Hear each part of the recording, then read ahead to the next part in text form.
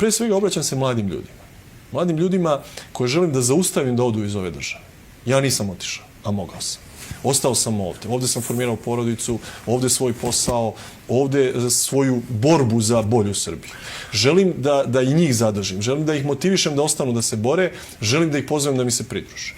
Druga kategorija koja se obraćaju su žene. Žene su potpuno zanemarene u srpskom političkom sistemu. Nemaju svoj glas. Niti su njihove teme aktualne. Ja hoću da čitav spektar ženskih tema pokrenu u predsedničkoj kandidатuri. Pokrenuo sam i na parlamentarnim izborima, sada samo nastavljam. Zašto su žene manje plaćene od muškaraca na istim radnim mestima? Kako žene da usklade majčinstvo sa poslovnom karijerom, da mogu da se ostvare i kao majke i kao profesionalci u svojim poslovima? Kako da zaštitimo zdravlje žena jer oboljevaju strahovito od karcinoma? Kako da pomognemo žensko preduzetništvo? Kako da pomognemo žene na selu koje su totalno diskriminisane, koje nemaju čak ni svoje porodiljsko i trudničko odsustvo i tako dalje, penzije i tako dalje i tako dalje.